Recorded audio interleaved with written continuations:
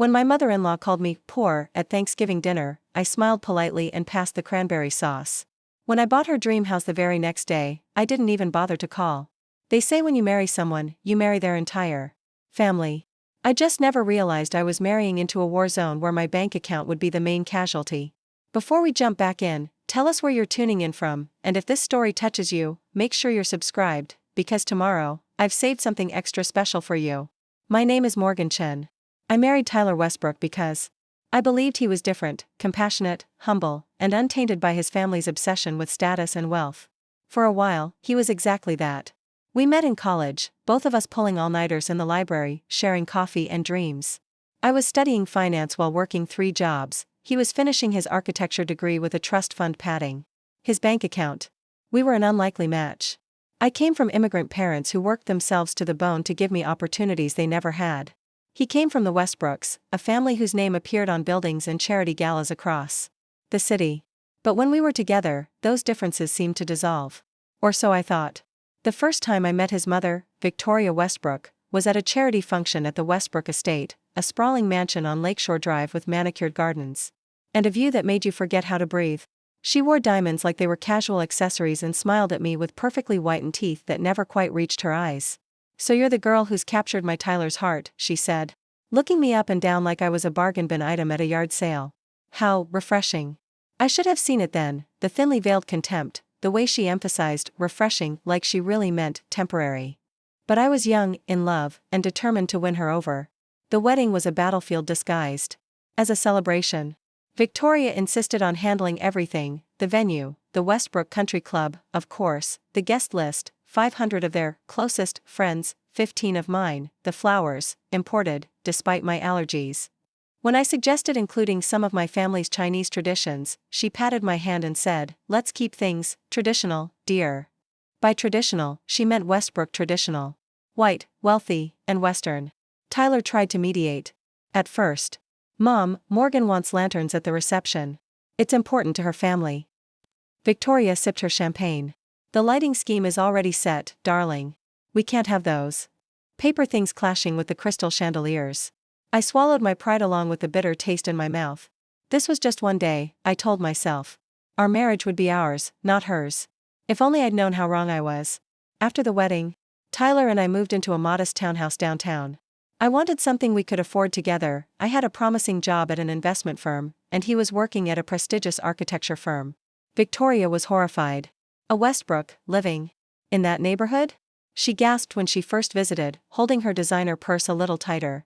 "Tyler, darling, your father and I have that lovely guest house sitting empty. Why don't you two stay there until you can afford something appropriate?" "We like it here, Mom," Tyler said, but I could hear the hesitation in his voice. That hesitation became a pattern. Every holiday, every dinner, every family gathering became a showcase for Victoria's subtle digs and not-so-subtle reminders of my inadequacy. "Oh, Morgan, that's a lovely blouse. Is that from that discount store downtown? How economical of you. Tyler mentioned you got a promotion, dear. Perhaps now you can afford to update your wardrobe. I've noticed you always bring the same dish to our gatherings. Is that all they taught you to cook growing up?" Each comment was like a paper cut, small enough to dismiss individually, but collectively, they left me bleeding. And Tyler, my supposed partner, developed a selective deafness whenever his mother spoke. "She doesn't mean anything by it," he'd say later. "That's just how she is." But I knew better. Victoria Westbrook was a woman who calculated every word, every glance. There was nothing accidental about her cruelty. Despite this, I was determined not to let her win. While Tyler was busy trying to please his parents, I was building something of my own. My job at the investment firm wasn't just a paycheck, it was a foundation. I worked longer hours than anyone else, took on the clients no one wanted, and studied market trends like my life depended on it. Because in many ways, it did what Victoria and the rest of the Westbrooks never bothered to learn was that I wasn't just some girl from a working-class family. I was the daughter of immigrants who taught me that resilience wasn't just a pretty word, it was survival. My father had built a small business from nothing, working 16-hour days until his hands cracked and bled. My mother had learned English at night school while working 2 jobs and raising me to believe I could have anything if I worked hard enough. Preparing and narrating this story took us a lot of time, so if you are enjoying it, subscribe to our channel, it means a lot to us. Now back to the story. I wasn't poor. I was strategic. While Victoria mocked my sensible car and practical clothes, I was investing. While she gossiped about my background at her country club, I was diversifying my portfolio. While she complained about my contribution to family vacations, I was watching my net worth climb. Not that anyone in the Westbrook family would have noticed. To them, wealth wasn't something you built, it was something you were born into, displayed, and wielded like a weapon. The turning point came on Thanksgiving, 3 years into our marriage. Victoria had insisted on hosting, as always. Her house, the one she called her little place in the city, despite its 6 bedrooms and indoor pool, was decked out like a magazine spread. The table groaned under the weight of a feast prepared by her private chef, and the guests were the usual collection of Westbrook relatives and friends who looked at me with curious, pitying eyes. I'd just closed a major deal at work, the kind that would set me up for partnership. I was riding high, feeling accomplished, and for once, I thought I might actually belong at that table. Tyler knew about my success. He'd celebrated with me the night before, talking about how proud he was, how we should start looking for a bigger place, maybe even that historic Tudor in the Garden District that he'd always loved. The one his mother had been eyeing for years but could never quite afford because his father had made some bad investments before he passed. A toast, Tyler's Uncle Richard called out, raising his glass. To family, to prosperity, and to new beginnings. Glasses clinked. Victoria smiled her perfect smile. And then she turned to me. Speaking of new beginnings, Morgan, Tyler tells me you're doing well at that little firm of yours. How nice. Perhaps now you can contribute more to the household. It must be so difficult for Tyler, carrying the financial burden all these years. The table went quiet. I felt heat rush to my face. I've always contributed equally, I said evenly. In fact, no need to be defensive, dear, Victoria cut in, waving her hand dismissively. We all understand that someone from your background wouldn't be accustomed to the kind of lifestyle Tyler provides. It's admirable how you try to keep up. Tyler shifted uncomfortably beside me but said nothing. His silence was deafening. What exactly do you mean by my background? I asked, my voice steady despite the rage building inside me. Victoria dabbed at her lips with a monogrammed napkin. Well, darling, let's be honest.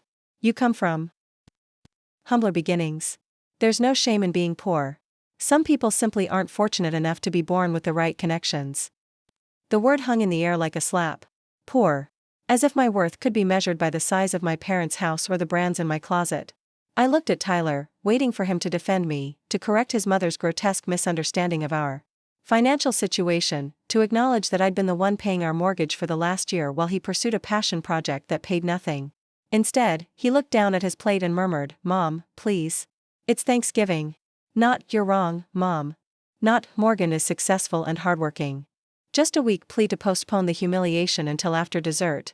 In that moment, something inside me hardened. Not broke, hardened. Like steel being tempered in fire.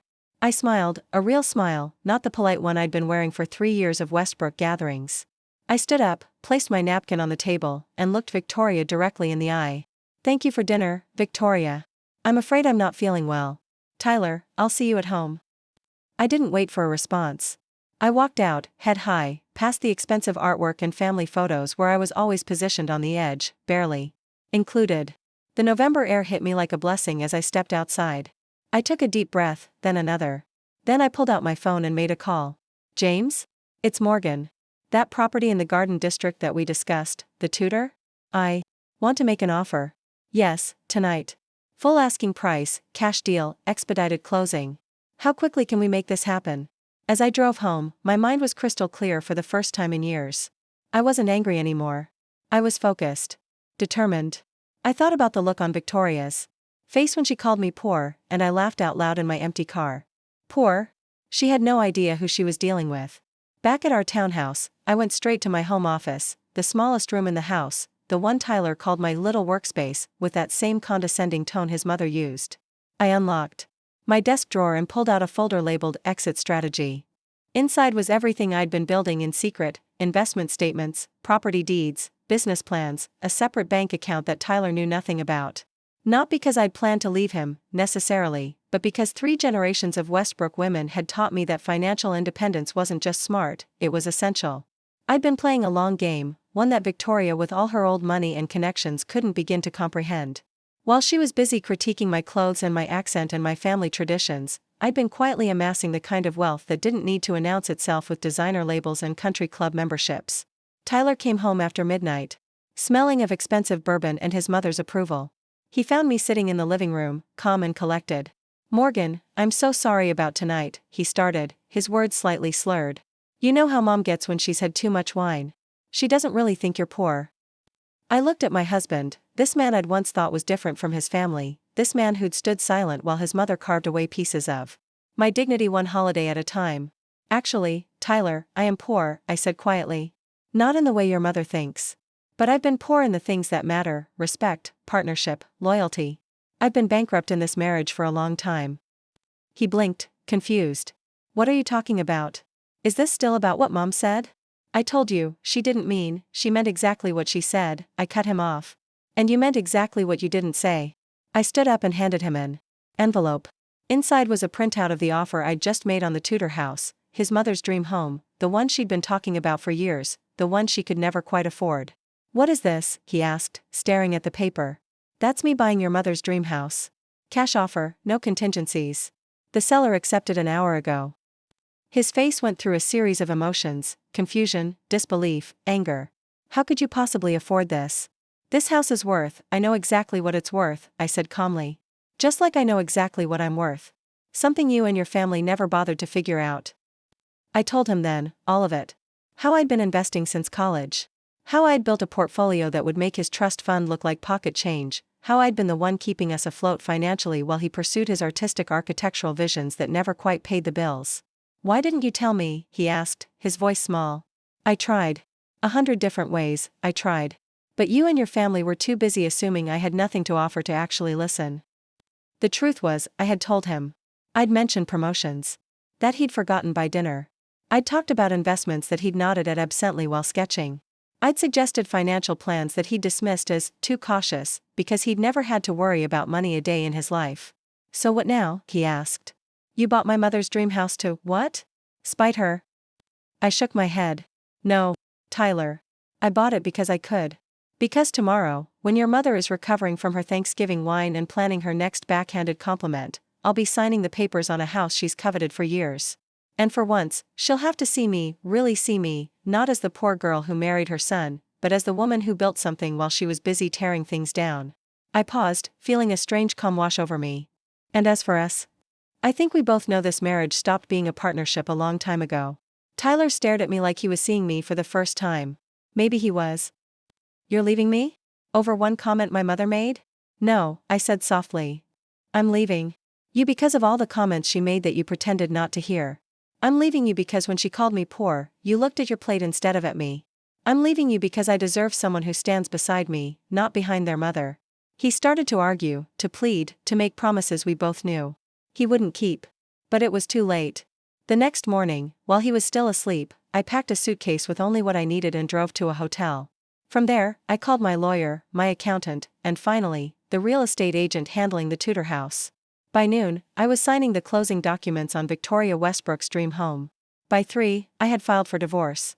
By 5, I was standing in the empty foyer of my new house, high ceilings, hardwood floors, history in every corner, feeling something I hadn't felt in the 3 years I'd been a Westbrook: peace. My phone buzzed with messages from Tyler, from his sisters, even one from his uncle Richard expressing shock and concern. I ignored them all. But there was one call I did take, just before sunset. Victoria Westbrook's name flashed on my screen. And for a moment, I considered letting it go to voicemail. But then I remembered all the times I'd swallowed my words, all the times I'd dimmed my light to avoid outshining her precious sun. "Hello, Victoria," I answered, my voice steady. There was a pause, then her voice, tighter than I'd ever heard. Is it true? Did you buy the Tudor house on Gardenia Street?" "Yes," I said simply. "I closed on it today." Another pause, longer this time. "How?" Tyler says. "Tyler says you've been hiding money. That you have some kind of secret fortune." I laughed then, not cruelly, but with genuine amusement. "Not hiding, Victoria. Building. While you were busy calling me poor, I was busy proving you wrong. But that house, we've been trying to buy it for years. It's been in the seller's family for generations. They wouldn't sell to just anyone." "Apparently, they would sell to me," I replied. "Maybe they preferred someone who appreciated the house for its history and character, not just as a status symbol." I could almost hear her teeth grinding through the phone. "What do you want, Morgan? Is this some kind of revenge? Do you want money?" An apology? What I wanted, I said slowly, was respect. What I wanted was to be seen as more than just the poor girl who married your son. But that's not something you can give me, Victoria. So instead, I gave myself something else: freedom. I ended the call before she could respond. Standing in my new home as the sunset painted the walls gold, I felt lighter than I had in years. The house around me wasn't just a building, it was a statement. Not that I was rich, but that I was powerful.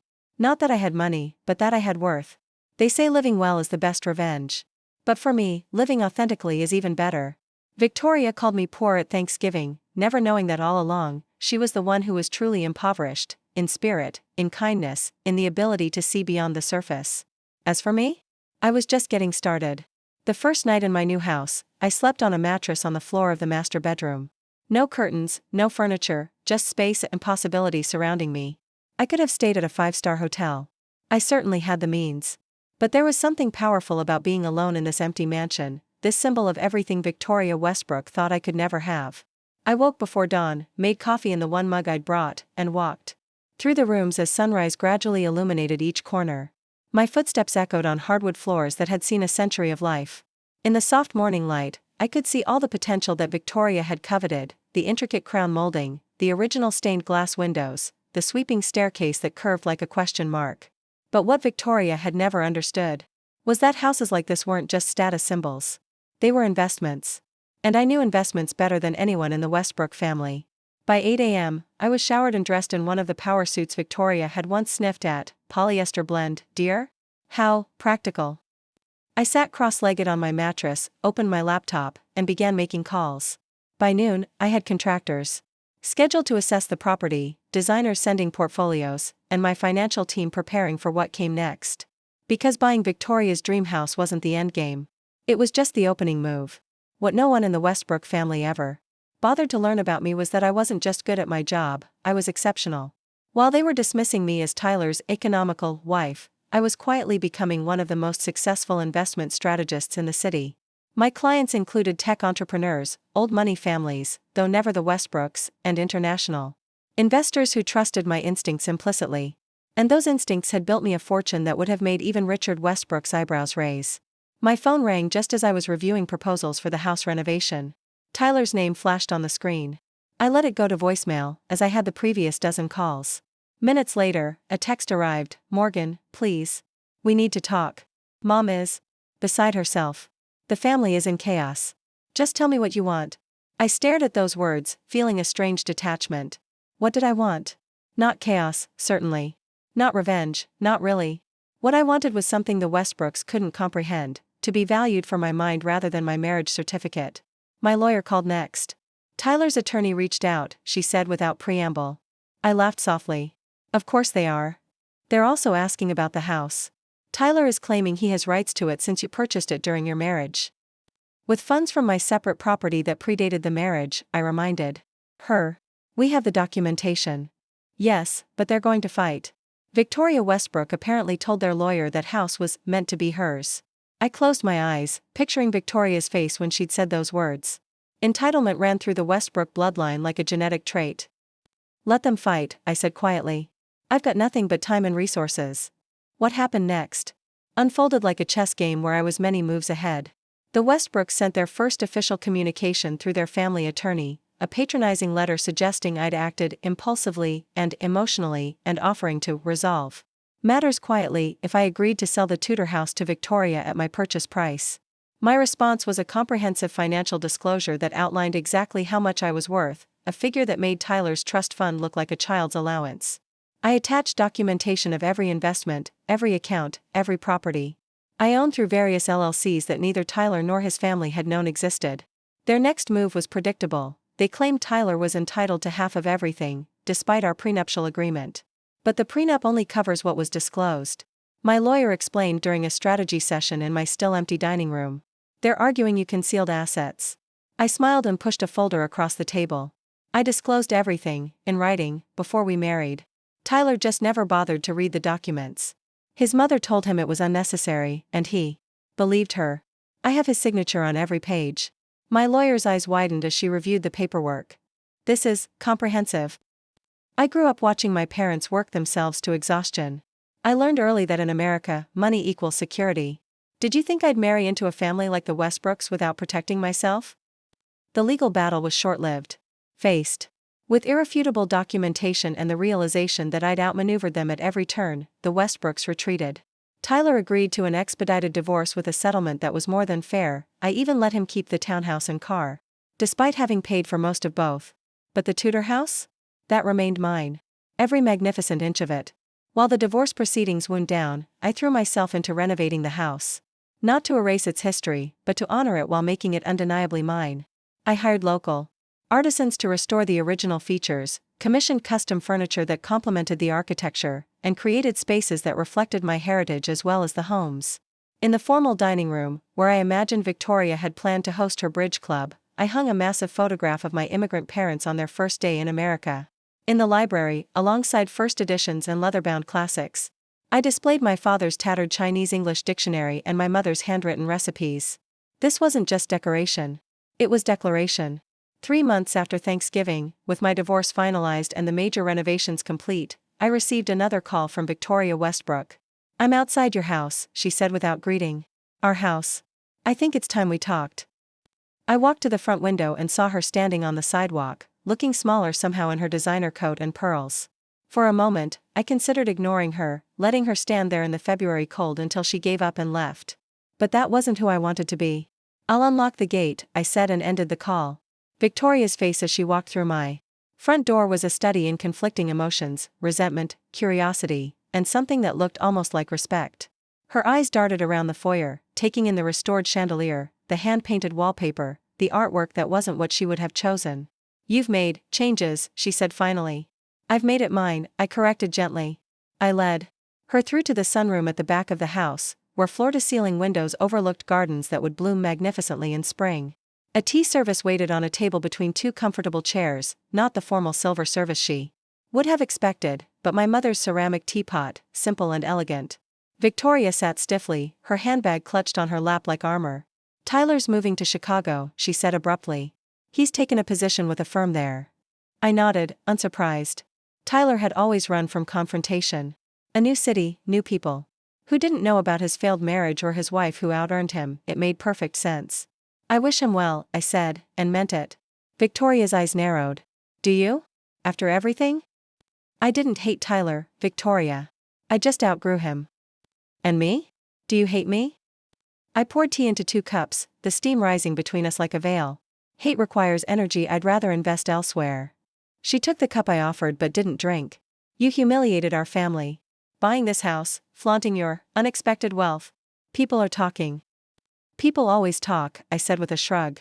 "They talked when you made it clear I wasn't good enough for your son. They talked when you called me poor at Thanksgiving.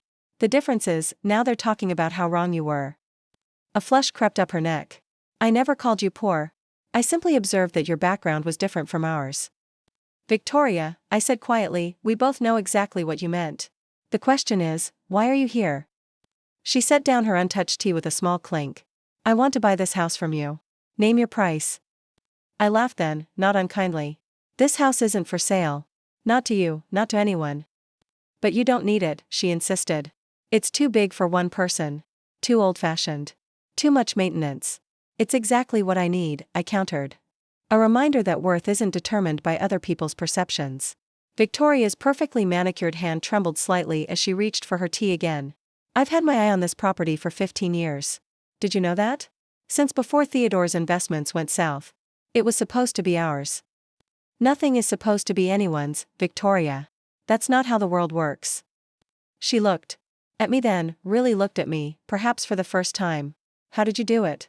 All those years, living in that modest townhouse, driving that sensible car, wearing those off-the-rack clothes, how did you hide all this?" She gestured vaguely at the house around us. "I wasn't hiding anything. I was being strategic. Every sensible choice was deliberate. Every dollar not spent on status symbols was invested. You saw what you expected to see, a girl from humble beginnings trying to keep up with the Westbrooks. You never considered I might be playing an entirely different game." Victoria's face changed then, the carefully maintained facade cracking just enough to reveal something like genuine curiosity. "What game was that?" "Financial independence," I said simply. "My parents taught me that true security comes from what you build, not what you display." While your family was concerned with how things looked, mine was concerned with how things worked. We sat in silence for a moment, the late winter sunlight casting long shadows across the floor. Finally, Victoria spoke again, her voice different, less brittle, more honest. You know, I wasn't born a Westbrook. I married in, just like you. My family owned a small hardware store in a town you've never heard of.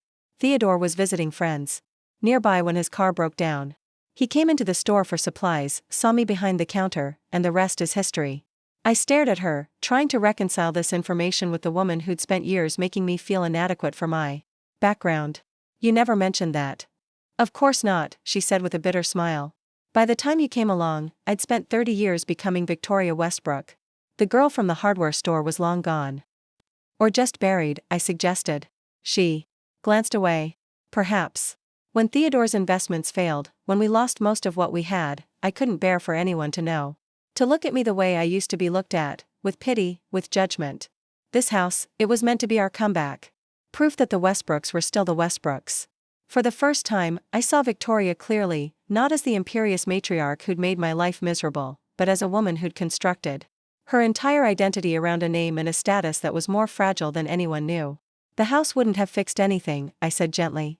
No, she agreed, surprising me. But it would have maintained the illusion a little longer. She stood then, smoothing her coat with practiced precision. I should go. Thank you for the tea. I walked her to the door, this woman who had once seemed so intimidating now just a person carrying her own complicated history. At the threshold, she paused. That day at Thanksgiving, when I called you, when I made that comment about your background. I knew, even then, that you were special. That you saw through us in ways others didn't. It frightened me. I'm not interested in frightening you, Victoria. She nodded. No, you're interested in succeeding. And you have. She looked past me, into the house that represented everything she'd lost. Would you consider? I have some items that would suit this place. Family pieces. They should be here, even if I can't be. It was as close to reconciliation as Victoria Westbrook could offer. Not quite an apology, but an acknowledgement. I'd be honored to give them a home, I said. After she left, I stood in the doorway of my house, my fortress, my statement, my investment, and felt an unexpected lightness. Not triumph over Victoria, but release from the power she'd once held over me. That evening, I hosted my first dinner party in the newly renovated dining room.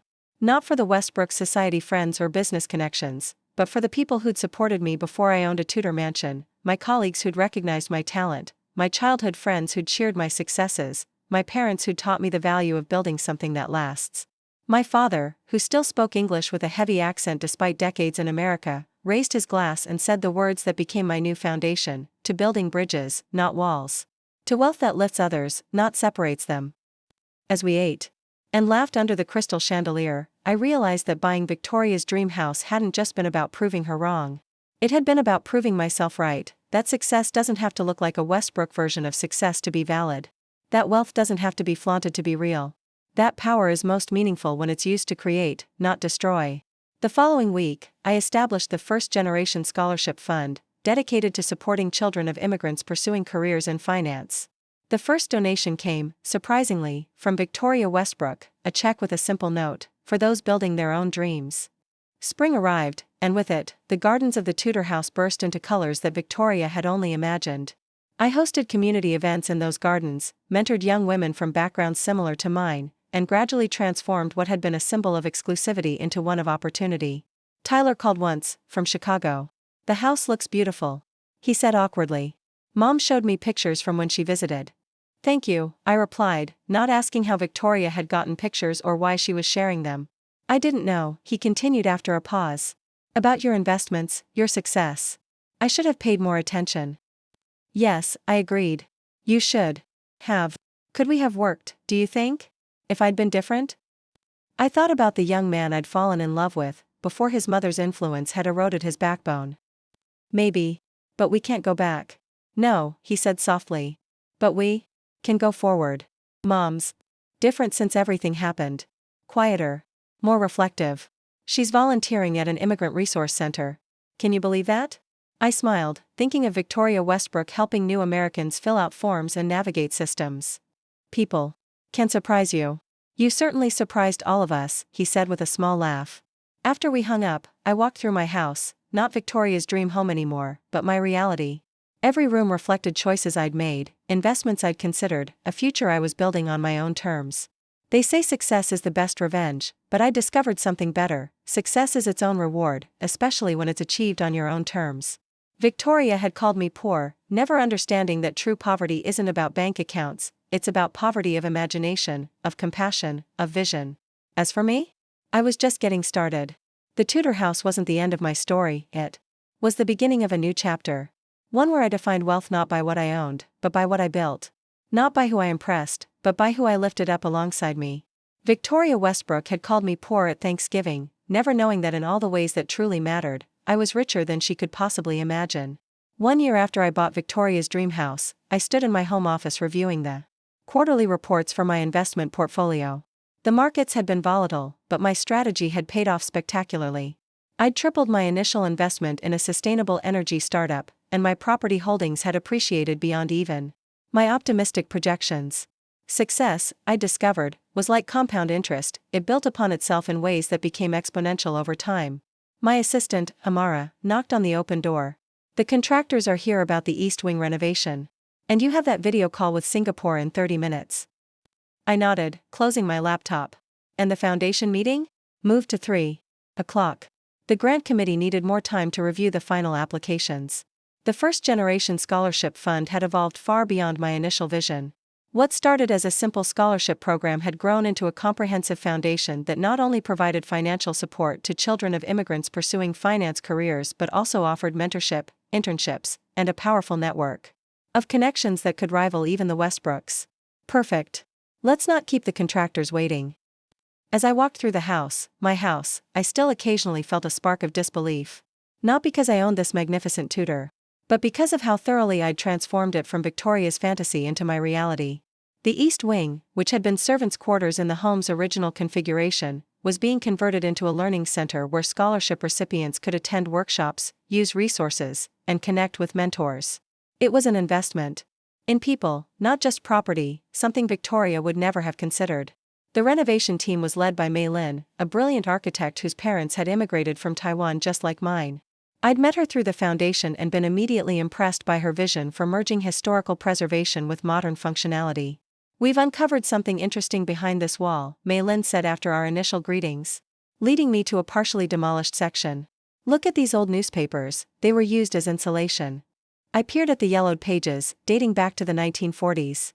Headlines about wartime efforts, advertisements for products long discontinued.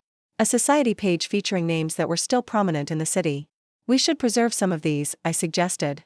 Maybe frame them as part of the design? This is the home's history. Mei Lin smiled. That's exactly what I was thinking. A connection between past and present. That phrase, connection between past and present, lingered with me as I continued my day. It was what I'd been building all along, wasn't it? Not just wealth or success, but bridges between where I came from and where I was going. Between my parents' immigrant dreams and my American reality. Between the old power structures represented by families like the Westbrooks and the new ones being created by people like me. My video call with Singapore was with Lin Wei, a former colleague who now ran an international investment firm focusing on women-led businesses in Asia. We were discussing a partnership that would expand my foundation's reach globally. The program you've built is impressive, Morgan, Lin said, her face serious on my screen. But what makes it truly valuable is that you understand both worlds, the traditional financial structures and the challenges faced by outsiders trying to enter them. I nodded, thinking of all the doors that had been closed to me until I'd found my own keys. That's exactly why this partnership makes sense. Your expertise in Asian markets combined with our foundation's model could create opportunities that neither of us could offer alone. After finalizing the details of our agreement, I had just enough time to review the grant applications before the foundation meeting. Each one represented a young person with dreams and determination that reminded me of myself not so long ago. Amara brought in tea as I made notes. Your 3 o'clock is here early. The committee members are waiting in the garden room. Thank you. I'll be right there. I gathered my materials, but Amara lingered in the doorway. There's something else, she said hesitantly. Victoria Westbrook called while you were on your video call. She asked if she could attend the foundation gala next month. She said she has some potential donors who might be interested. I paused, surprised. While Victoria and I had reached a kind of détente over the past year, with occasional civil exchanges and her unexpected support of the foundation, we certainly weren't close. Her request to attend our annual fundraising gala, the social event of the season in financial circles, was unexpected. Did she now? I murmured. Tell her the invitation will be in the mail. The foundation meeting went smoothly, with the committee approving grants for 15 exceptional students. As we wrapped up, one of the board members, the CEO of a major bank, lingered behind. Morgan, what you're building here goes beyond charity, he said, gesturing to the elegant room around us. You're creating a new kind of institution. One that could really change the landscape of our industry. That's the goal, I replied. Talent and potential exist everywhere. Opportunity doesn't. We're trying to bridge that gap. Well, you've certainly got the establishment's attention, he chuckled. I've never seen Victoria Westbrook humble herself enough to ask for an invitation to anything. Usually, she's the one controlling the guest list. I smiled diplomatically. People change. Some do, he agreed. Others just adapt when they realize the power dynamics have shifted. After everyone left, I wandered through the gardens alone, thinking about power shifts and adaptations. The Tudor house's extensive grounds had become my sanctuary, a place to reflect on how far I'd come and plan where I was going next. The garden had been one of my first renovation projects. Victoria had envisioned formal English gardens with rigid geometric patterns and carefully controlled blooms. I'd opted instead for a blend of Western structure and Eastern philosophy, sections of ordered beauty interrupted by strategic wildness. Paths that curved rather than bisected, flowers native to both America and China existing harmoniously side by side. Like my financial strategy, my garden embraced both tradition and innovation, security and risk, structure and creativity. As twilight descended, I received an unexpected text from Tyler. Heard mom's going to your gala. Be careful. She's got an agenda. I stared at the message, the first contact from my ex-husband in months. Of course Victoria had an agenda. She always did. The question was, what game was she playing now? Rather than dwelling on it, I called my parents.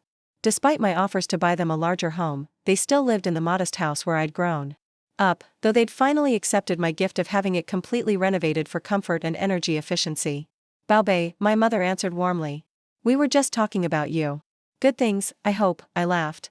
Always, my father chimed in. Your mother is making your favorite dumplings for when you visit this weekend. The sound of their voices, still accented after decades in America, centered me instantly. No matter how many mansions I bought or millions I made, their small kitchen table would always feel more like home than anywhere else. I can't wait, I told them truthfully. I need your wisdom about something. Wisdom comes free, my father said, his usual response. Good dumplings you have to earn. After we hung up, I returned to my office and pulled up the guest list. For the foundation gala. It was an impressive collection of names, financial leaders, entrepreneurs, philanthropists, even a few celebrities who'd taken an interest in educational equity. Adding Victoria Westbrook to the list would hardly raise eyebrows now, given her recent charitable interests, but Tyler's warning lingered. The next morning, I was reviewing investment proposals when my assistant announced an unexpected visitor. Richard Westbrook is here to see you, Amara said, clearly uncomfortable. He doesn't have an appointment. Richard, Tyler's uncle and Victoria's brother-in-law, had been the most vocally opposed to my marriage into the family. Where Victoria's disapproval had been cutting but subtle, Richard's had been blunt and dismissive. The girl is clearly after the Westbrook name and money, he'd once said loudly at a family gathering, pretending not to know I was within earshot. Probably send half her allowance back to the homeland. Send him in, I said, curious what could possibly bring him to my door. Richard entered my office with the stiff discomfort of someone visiting a foreign country without a phrasebook. He was still handsome in that patrician way the Westbrook men all shared, but age had not improved his perpetual expression of mild disapproval. Morgan, he nodded curtly. Impressive place you've made for yourself here. Thank you, Richard. Please, sit. Can I offer you anything? Tea? Coffee? Nothing, thank you. He perched on the edge of a chair, looking around at my office, the sleek modern desk contrasting with the room's original wood paneling, the wall of awards and recognitions, the view of the gardens through floor-to-ceiling windows. What brings you here? I asked when it became clear he wasn't going to volunteer the information. He cleared his throat.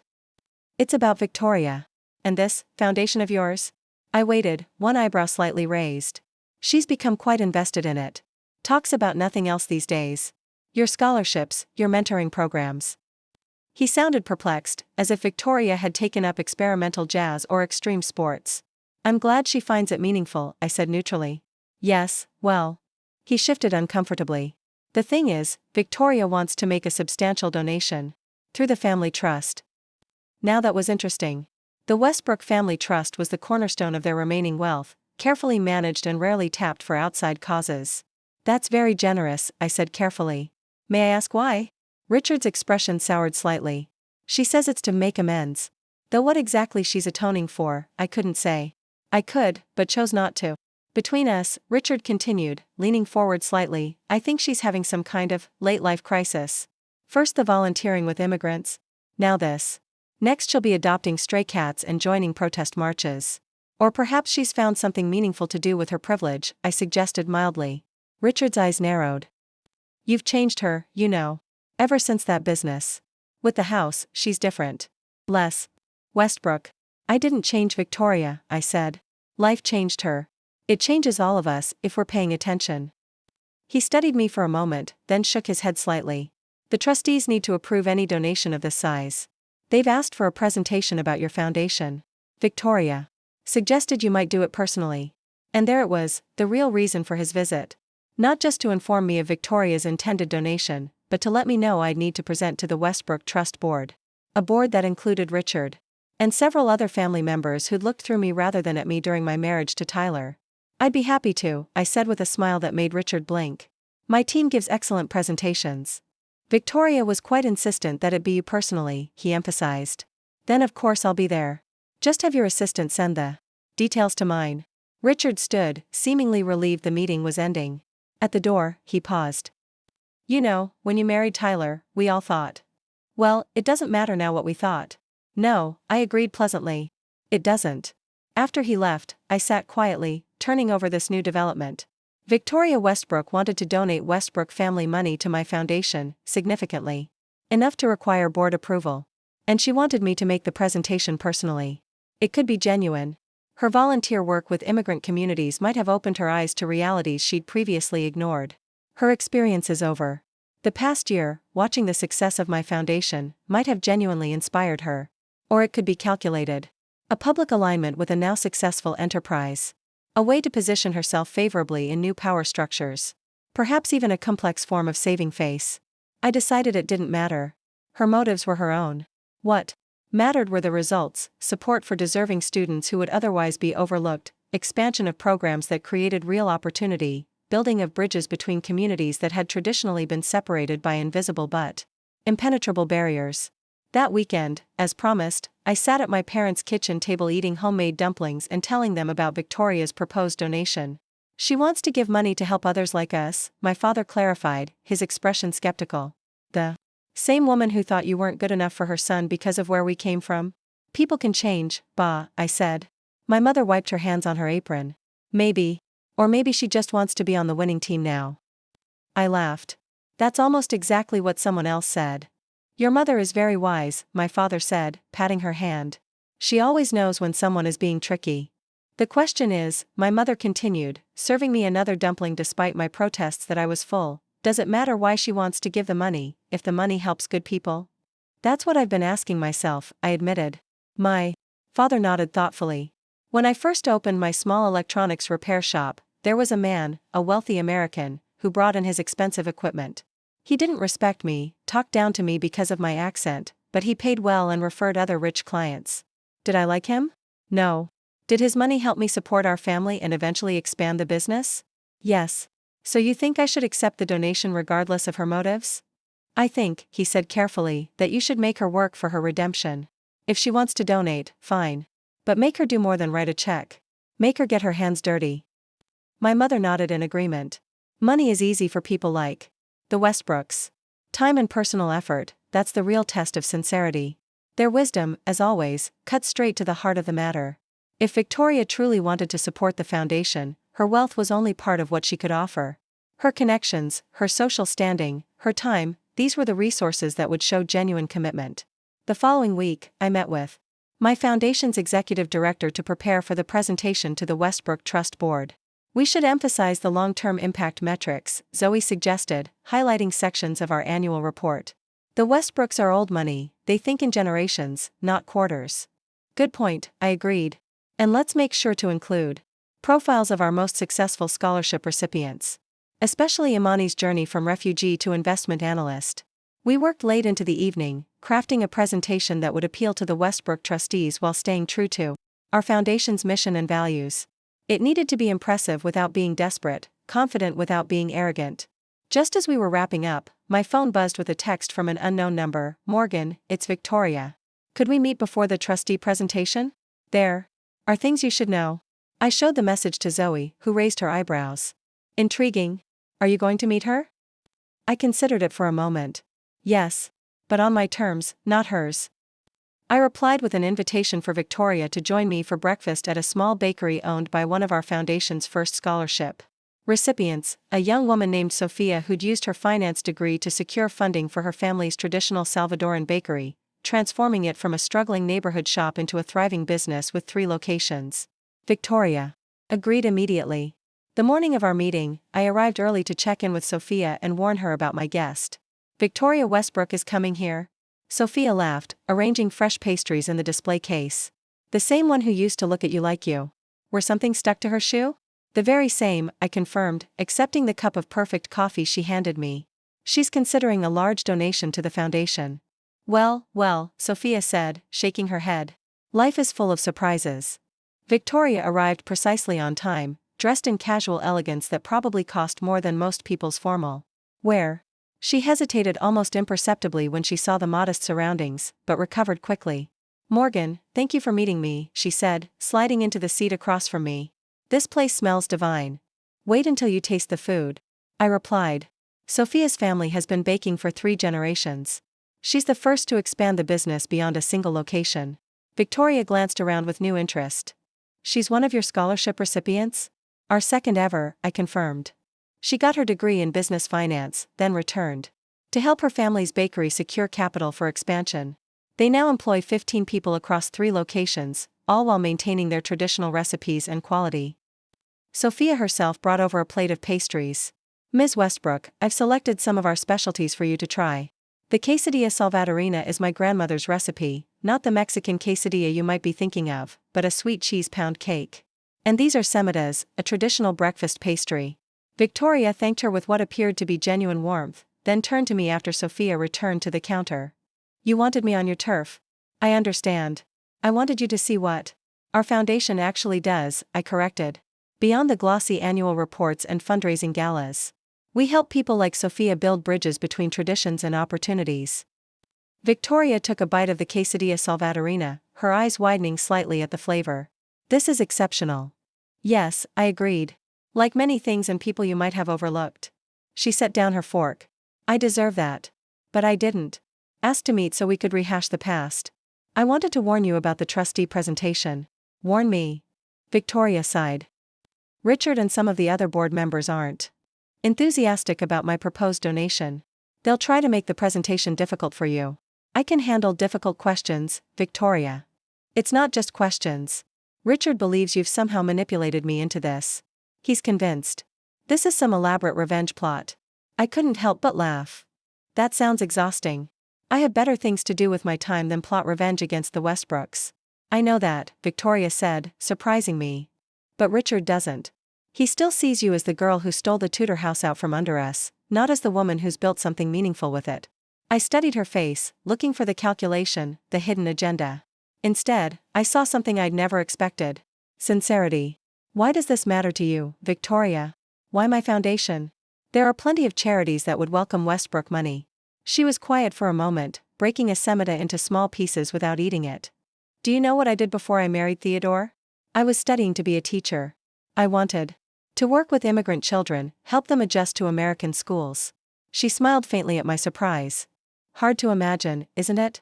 Victoria Westbrook, champion of the disadvantaged." "What happened?" "Theodore happened. The Westbrooks happened. I fell in love, and then I fell into a role. Theodore's wife. Tyler's mother. The Westbrook matriarch. Somewhere along the way, I forgot who Victoria was before all those titles." She finally met my eyes directly. "Your foundation reminded me. When I started volunteering at the Immigrant Resource Center, just to spite you at first, if I'm being honest, I met people who reminded me of my younger self. People with dreams bigger than their circumstances. And then I met some of your scholarship recipients at a community event, heard their stories, saw what they were building. Victoria Westbrook, I realized, was having an awakening at 60-something that most people hope to have by 30. Late, perhaps, but not too late. The trustees will try to make this about you and me, about the past, she continued. Don't let them. Make it about the future you're building. That's what they won't be able to argue with.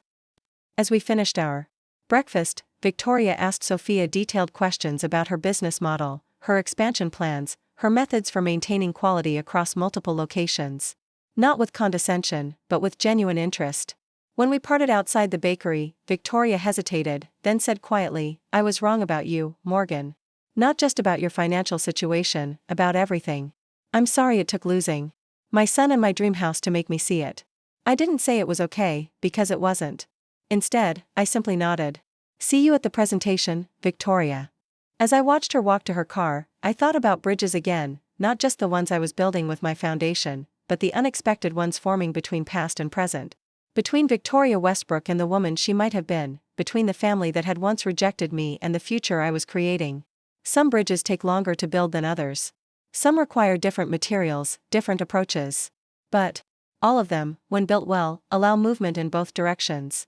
The day of the trustee presentation, I wore a suit tailored to perfection, not to impress the Westbrooks, but because power dressing was a form of armor I'd learned to wield effectively. My hair was pulled back in a sleek chignon, my makeup minimal but flawless, my confidence radiating from within rather than from any external validation. As Victoria had warned, Richard and several other trustees were clearly skeptical from the moment I entered the boardroom. Their questions were pointed, occasionally veering into hostile territory. This foundation of yours, one elderly trustee said with a dismissive wave, how do we know it's not just a vanity project? Something to make yourself feel important after your divorce? Before I could respond, Victoria spoke up from her seat at the table.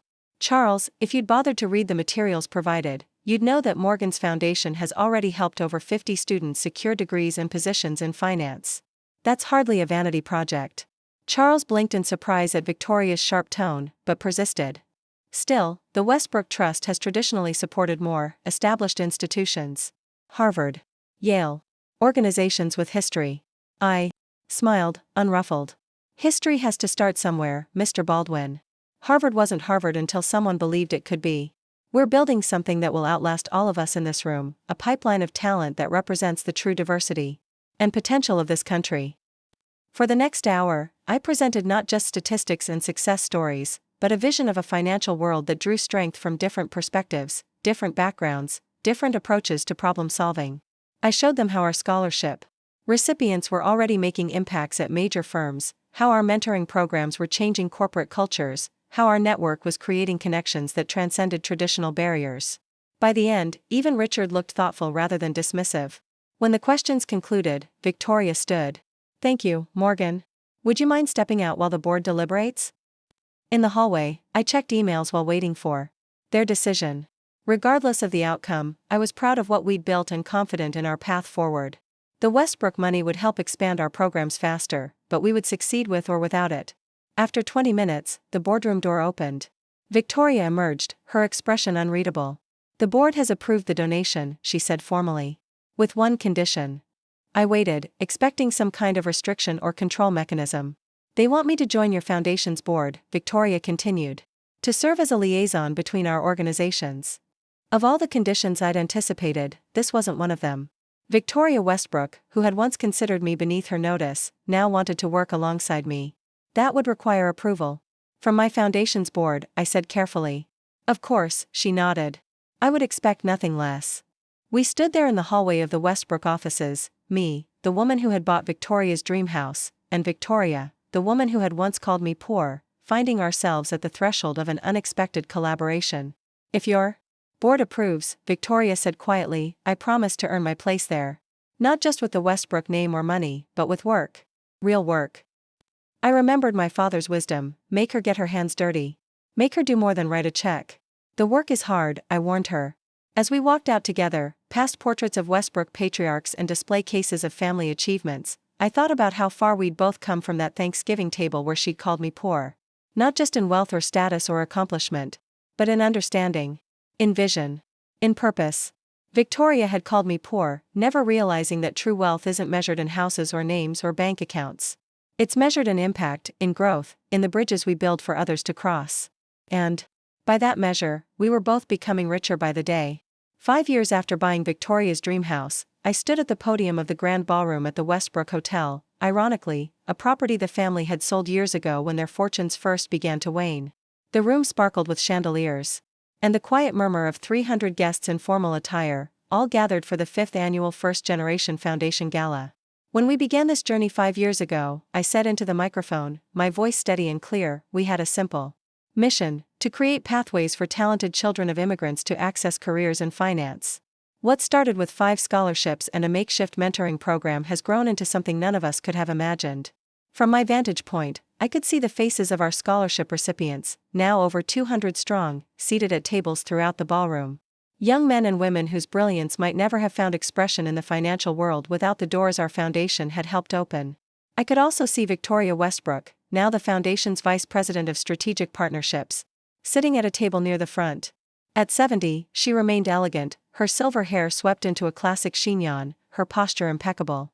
But the rigid society matron had been replaced by someone more authentic, a woman who had, against all odds, become one of our most tireless advocates.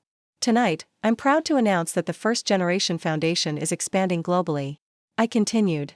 Thanks to partnerships across 5 continents, we will be offering scholarships and mentorship to immigrant students in financial centers from Singapore to London, from Sao Paulo to Johannesburg. Applause rippled through the crowd. In the back of the room, I spotted my parents, my father in a tuxedo he'd initially protested was too fancy, my mother radiant in a traditional cheapao that honored our heritage while standing out elegantly among the conventional evening gowns. But numbers and global expansion tell only part of our story, I said. The true measure of our success lies in the individual journeys of our scholars and the ripple effects they create in their communities. I gestured to a young woman in the front row. Aisha Patel, our very first scholarship recipient, recently made history as the youngest partner at Goldman Sachs. Last month, she established a fund specifically targeted at financing women-owned businesses in underserved communities. More applause as Aisha stood briefly, acknowledging the recognition with a gracious smile. Miguel Sanchez used his finance degree to return to his family's neighborhood in East Los Angeles, where he's helped over 30 small business owners secure legitimate financing, breaking the cycle of predatory lending that had trapped that community for generations. Miguel raised his hand in a modest wave as those around him cheered. And Lin Wei, I continued, nodding toward a confident young man at a center table, has created an algorithm that helps identify promising entrepreneurs from non-traditional backgrounds, making the venture capital landscape more accessible to innovators who might otherwise be overlooked. As I highlighted more success stories, I felt a profound sense of fulfillment that transcended any personal achievements. The foundation had become a self-perpetuating force, with each graduate not only succeeding individually but actively creating opportunities for others. This, I said, is how generational change happens. Not through charity that maintains power dynamics, but through investment in talent that transforms systems from within. My gaze found Victoria's, and a silent understanding passed between us. 5 years ago, she joined our board with something to prove, to herself, to me, perhaps to the ghost of the young woman she'd been before becoming a Westbrook. Initially met with skepticism by my team, she had earned their respect through relentless work and a willingness to leverage her connections in service of our mission. Tonight, as we celebrate 5 years of growth, I'm honored to introduce our keynote speaker. A woman whose journey embodies transformation, whose actions demonstrate that it's never too late to redefine your legacy. Please welcome Victoria Westbrook. The applause was genuine as Victoria approached the podium.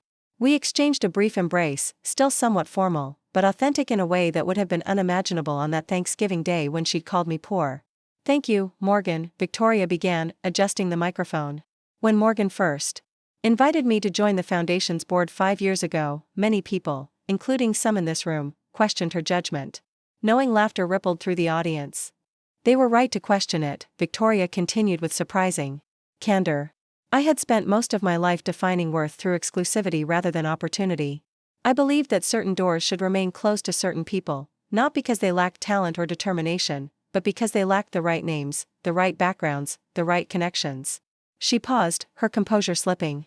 Just slightly. I was wrong. Profoundly, inexcusably wrong. And it took losing almost everything, including my relationship with my son, to realize it. The ballroom was completely silent now, 300 people collectively holding their breath as Victoria Westbrook, once the epitome of old money exclusivity, publicly acknowledged her transformation. Working with the First Generation Foundation has been the most meaningful chapter of my life, she said. Not because it offered redemption, some mistakes can't be fully redeemed, but because it offered purpose. The chance to be part of building something that matters, something that will outlast all of us. As Victoria continued her speech, outlining the Foundation's new global initiatives with passion and precision, I reflected on our unlikely alliance. We would never be best friends, Victoria and I. Too much history stood between us for that kind of intimacy. But we had become something perhaps more valuable, effective partners in creating change, each bringing different strengths to a shared vision. When the formal program concluded and the evening shifted to mingling and dancing, I found myself approached by a distinguished older gentleman I recognized as the former CEO of one of the country's largest banks. "Ms. Chen," he said, extending his hand. "William Barrett. Remarkable work you've done with the foundation." "Thank you, Mr. Barrett. We're proud of our progress." He nodded thoughtfully. "I've been watching your career with interest. Not just the foundation, but your investment strategies, your property development, your approach to building influence. Very impressive trajectory." I smiled, waiting for him to reach his point. Men like Barrett rarely offered compliments without an agenda.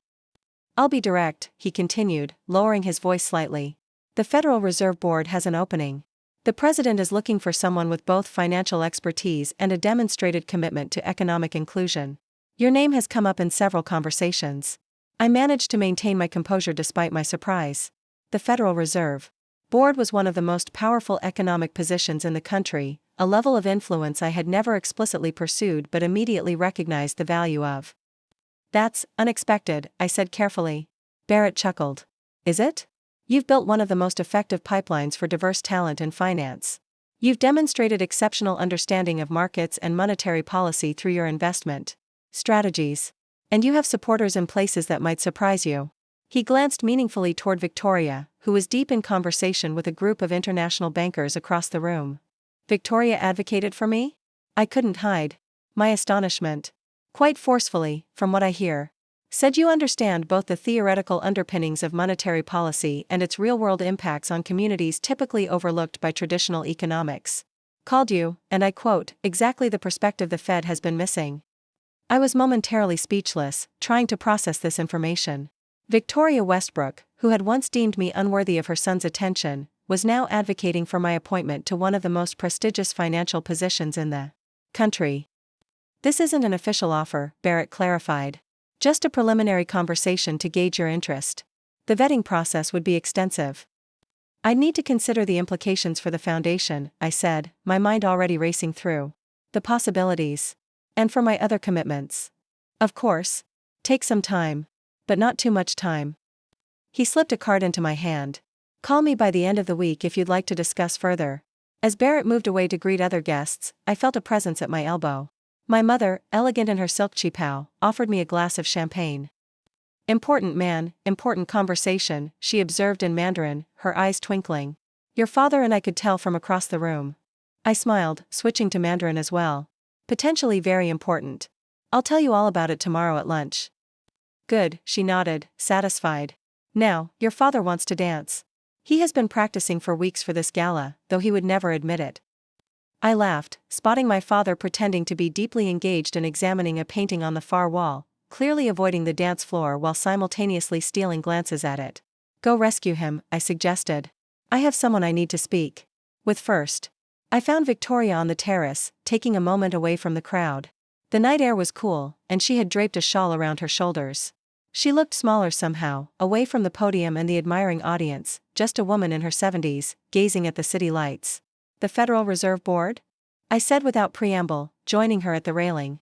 Victoria didn't pretend to misunderstand. Barrett spoke with you. Why would you recommend me for that position? And don't say it's because of my qualifications. We both know there are dozens of people with similar credentials." She turned to face me fully. "But none with your particular perspective. None who would represent the interests of the communities our foundation serves while also understanding the complexities of global finance. You could have recommended any number of our foundation's graduates. Perhaps in a few years," she acknowledged.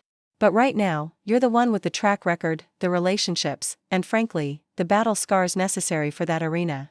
I studied her face, looking for ulterior motives, for the calculating Victoria Westbrook who had once wielded status as a weapon. Instead, I saw only conviction. "You would be extraordinary in that role, Morgan," she said simply. "And I've spent enough of my life standing in the way of extraordinary women. I won't make that mistake again." Before I could respond, we were interrupted by the arrival of several Foundation board members, eager to discuss the evening's fundraising success.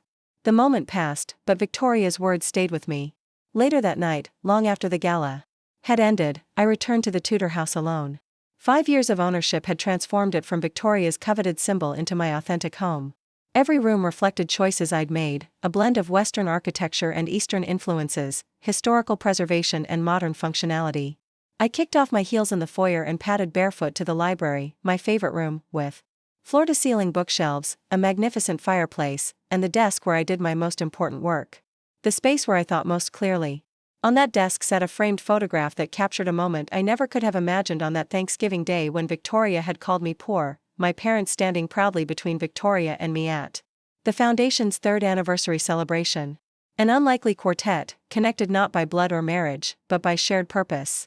Next to it was a more recent addition, a simple card with elegant handwriting I recognized as Tyler's. It had arrived last month, postmarked from Chicago. "Heard about the Foundation's global expansion. Not surprised, but still impressed. You've built something remarkable, Morgan. Something that matters. I'm sorry I didn't see your vision clearly when we were together. Congratulations." No resentment, no attempts to reconnect romantically, just acknowledgement from a man who had finally grown up enough to recognize value beyond his family's narrow definition of it. I sank into my leather chair, contemplating Barrett's offer. The Federal Reserve Board would mean national influence, the ability to shape policies that could open, or close, doors of opportunity for countless Americans. It would mean stepping back from day-to-day Foundation operations, but potentially amplifying our mission through systemic change.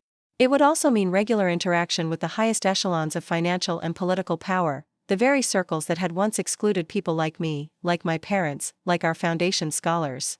The irony wasn't lost on me, Victoria Westbrook advocating for my entrance into spaces she had once jealously guarded. My phone buzzed with a text from Sophia, the bakery owner who had been one of our first scholarship recipients. "Just heard from Aisha about your global announcement. Incredible. When you started this foundation, you changed my life. Now you're changing the world. So proud to be part of this journey." Attached was a photo of Sophia standing in front of her newest location, a flagship store in the heart of the financial district, where bankers and brokers now lined up for her family's traditional pastries. Her success was entirely her own, built on talent and determination, but the opportunities had come through doors our foundation had helped open. That was the power of investment in human potential, not just changing individual trajectories, but creating ripple effects that transformed communities and, eventually, systems. I picked up Barrett's card, turning it over in my fingers. The Federal Reserve Board wasn't something I had explicitly aimed for, but perhaps that was precisely why I should consider it. The most meaningful paths are often the ones we discover rather than plan. My thoughts were interrupted by another text, this one from Victoria. "You don't need to decide about Barrett's offer tonight. But when you do decide, remember, influence is meaningless unless it serves a purpose larger than yourself. You've taught me that."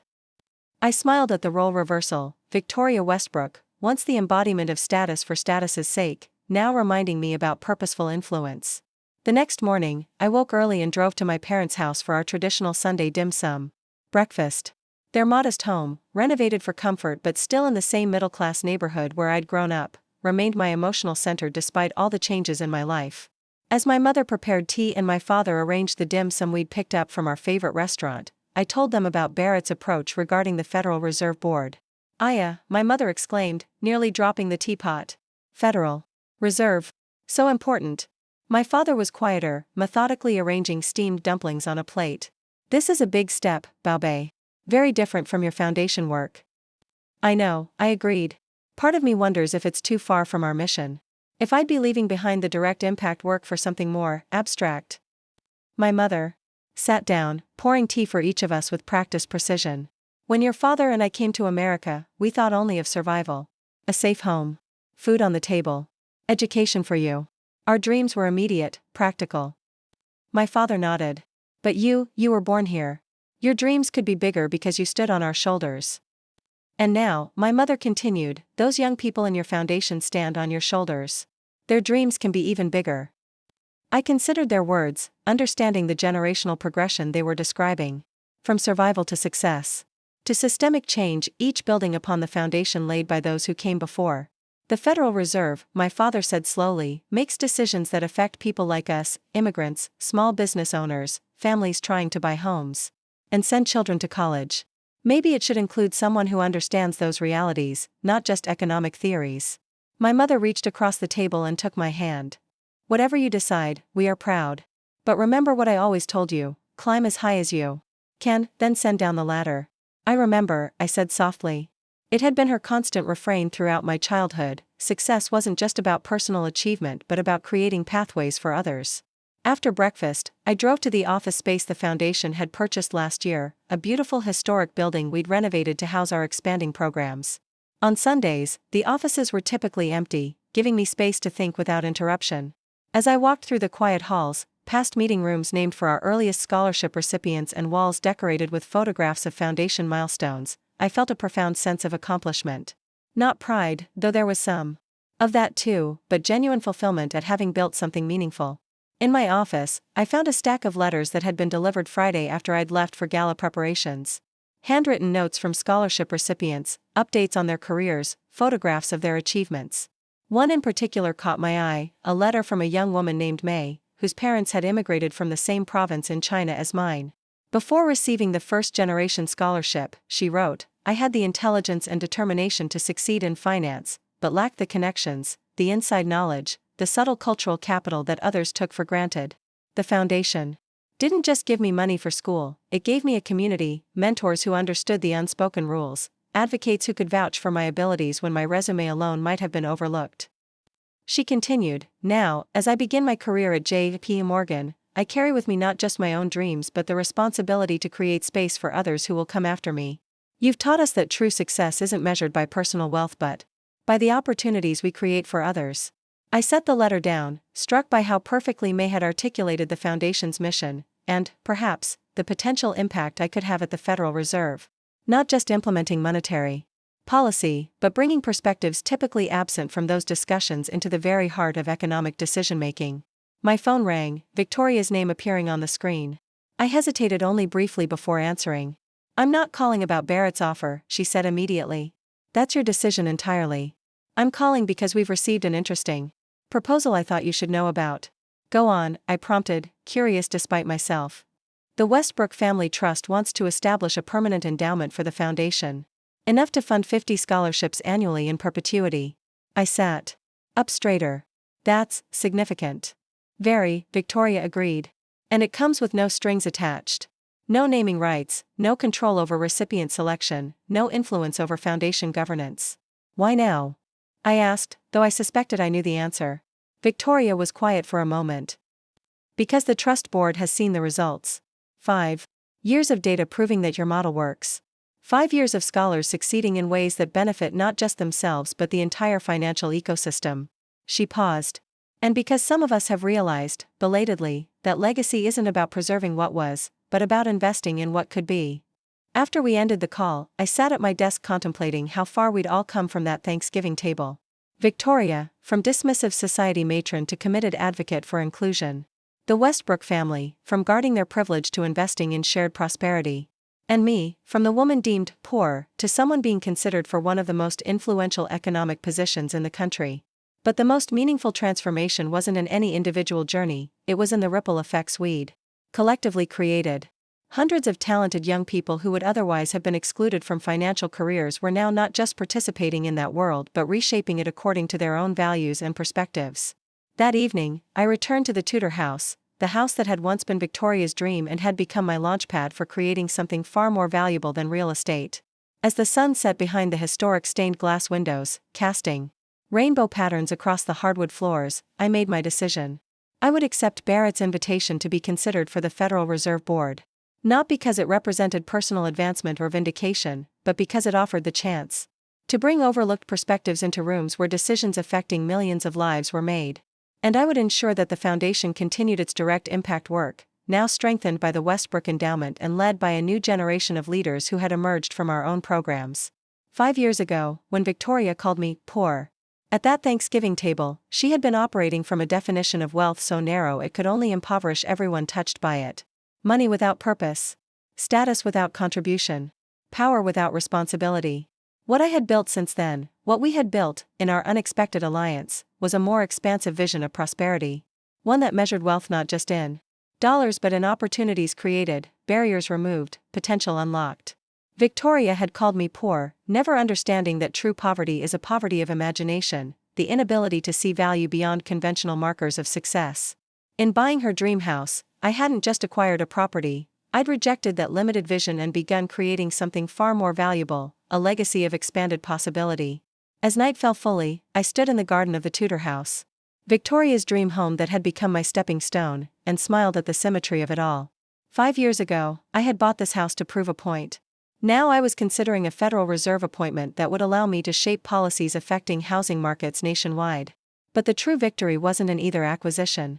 It was in the transformation of what wealth meant, not just for me, but for hundreds of young people who would carry that redefinition forward into boardrooms and trading floors and policy discussions for generations to come. Victoria had called me poor at Thanksgiving, but in doing so, she had unwittingly helped me discover a richness beyond anything the Westbrook family had ever imagined. And for that, paradoxically, I was grateful. Up next, you've got 2 more standout stories right on your screen. If this one hit the mark, you won't want to pass these up. Just click and check them out. And don't forget to subscribe and turn on the notification bell, so you don't miss any upload from us.